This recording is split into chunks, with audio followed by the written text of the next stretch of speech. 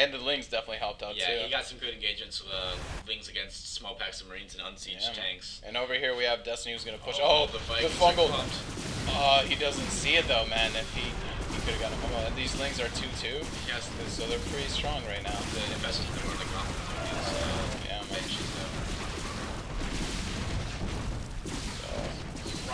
He could get off a good fungal there though. And here we have some more Infestors. The 4 Infestor hit squad, not in their usual, you know, Overlord drop form, but hey man. It's still definitely ever. Yeah, I mean look at all those Infestors here. That's like you just spawned an army, you're just like, I feel like pooping out an army today. Let's see. He's gonna lose those Infestors though. And he hasn't gotten adrenal glands either, but you know what? I think he did the damage well. Oh, actually, he pulled back part of the army. He's running in with a bunch of Lings right now. Good. Kick out the starport with the tech lab. And here's more Infestors coming, and if he can fungal these, I mean, these aren't as useful anymore because, you know, he doesn't have any air units, but that's still, like, when you take the Vikings out of consideration, you know, the supply Destiny's going to be far ahead because, he EMP'd all the Infestors basically, like, he missed one. Yeah, you've got Ghost Cloaking coming up too. Actually. That EMP, I think that's gonna be the decider, man.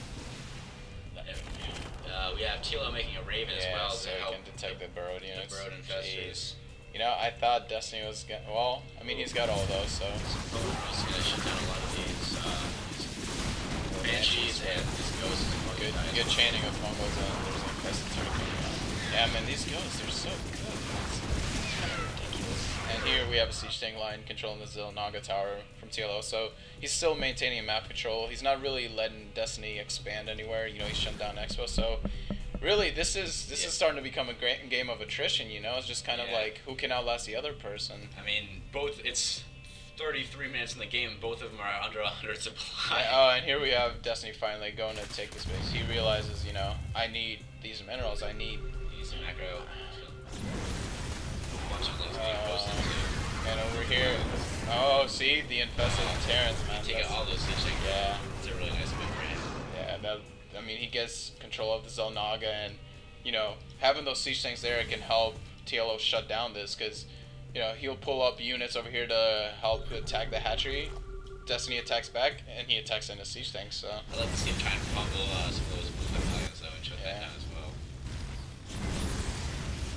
Though TLO's doing a really good job of splitting them up. So yeah, he's got these Vikings, but you think a Viking land or Overlord? Nah, I don't see Overlord. They definitely land right in this. And that's not exactly small. I thought he was going to use the Infestors over there to fungal. He had some Infestors right there, but he's doing quite a bit of damage. He's going to get this hatchery, man. Yeah. He's going to lose a couple of these Vikings. Yeah. It's still weird to see a neural parasite on a Viking, but especially a landed one. Yeah, no, right? Pretty useless. So, I mean, we have a few like orbitals. Like this game is just kind of the opponents trying to starve each other out. Yeah, I mean, Destiny's gonna have a little like they're both mining on one base only, but Destiny's kind of have the goal. Yeah, as and he still has 16 Infestors with 2 more, as 17, and you know that's a lot of Infestors, man. Yeah. Yeah, they're pretty losing. Oh, a lot of peasants here. You know, but get this barracks, maybe the orbital over there, and most likely to see this planetary go down. So, he doesn't have anything to repair with, and over here we have a few siege tanks killing drones, Vikings chilling there. So he doesn't get the planetary, but he still does quite a bit of damage. Much SCVs came in to start repairing. This hatchery's gonna go down. I don't think Destiny has much. Destiny doesn't. He has 19 Infestors still, but he did use quite a bit of energy laying down all those. Oh, over here. Strange. Neither of them have really any income. I think. Well, even if he had, even if he did lay him down here, it still costs money to repair. So you like when it becomes, when you're trying to starve out the other opponent of resources, that's still a pretty smart use of them. So yeah. In these like weird, awkward late game situations where like the investor really shines. There we go. The investors, man. Those Terrans just on the siege tanks, they're so good because it just forces the tanks to splash damage to each other. Yeah, I mean, it's where the investor really shines. Because if they can build more units, but investors can get their back, and they can really be a helpful factor in it. I don't know. Holy oversaturation, Batman. You know. TLO's like, yeah. So I kind of have this base now. I kind of need some minerals. Yeah, I mean, they're pretty good. I can make marines. Marines are pretty good. Marines are pretty good. Well, yeah, they are. And then infestors are like, well, I kind of do have fungal growth. So, and here we have some more infestors. Oh, there's the Raven. Oh, he's got to be careful. There goes down the infested Terrans. So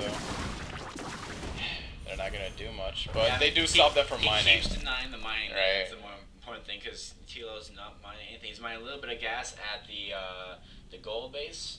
Yeah, but it's drying up. And he's not even mining from this one. Oh, he didn't put the SCVs back on that one, so he's not mining the gas.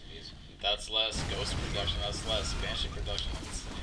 Yeah, 86 food to 50 food though. And there's no production going on right now. Look, I mean, Destiny's pretty far behind the supply, but again, a bit of that is because of the harvesters. 7 drones, 7 lings, 15 infestors. He's gonna have to like long distance mine to really be able to do anything, man. I know, but I mean, I feel like if this were to be one StarCraft player's nightmare, and all those drones. That's a fortune. Yeah, I feel like if this were to be a StarCraft player's nightmare, you know, 40 minutes into the game with 4 drones, I feel like Red, he would be sweating in his sleep right now. He'd be like, no, I need 4 drones, you know? Why don't I have 70, 80, 90, you know? It's true. Oh, Jessica's losing those. I think the longer this game goes, the better for TLO. Yeah, because he's actually mining, you know? He's mining again. He's going to start making stuff again. So, unless Destiny gets some really sick infested Terrans or good fungals off here, oh man, does he... He's going to go right for the production facilities. That's smart. Does TLO have any detection? No. Doesn't matter now. You got a bunch of infested Terrans. I mean, just like, look at that. It's like, oh, well, you just have, you know, like, close to 40 Marines just popped out of nowhere. Yeah. He's got to get those infested out of the egg. The scan's going to come. Siege tanks. Splash on all the infested Terrans and the infestors. This is... I don't know, like, you know, it's TLO, what do you do in this situation? I mean, obviously you try and get rid of the investors, but he's got a lot of scans saved up. So oh, jeez. Oh. That's good. Yeah. Yeah. You know what? That was a well-played game. That was a 40-minute TvZ. Yeah. You know? That didn't just end in, like, 5 minutes after a cheese. Yeah, That's... Doesn't end in a bunker rush or a bailing bust or anything like that. You know, and it was a macro game, but it was an intense macro game. Like, you know, it was very back and forth. Yeah. At one point, TLO's up 60 supply, then Destiny's up 20. So, you know, both of them had their advantage and both of them had their chances. But at one point, both of them had almost nothing. Yeah, that's true. I remember at one point there was no production, but I guess in this situation, you know, when you're trying to starve out the other opponent, it's pretty beneficial to be Terran because you can turtle a lot better. So it's true. You actually have defensive structures with a lot of health, which is, I'd say that's pretty nice. You know, yeah. If my Nexus, if it could shoot out laser beams, if I could get like some wholly overpowered Batman. Yeah, I know. You know, have some kind of Nexus upgrade, like, you know, Galaxy fucking Galaxy Commander Nexus. I don't even know, man. Some crazy upgrade, and it's like, you know what? You know what I want on my Nexus?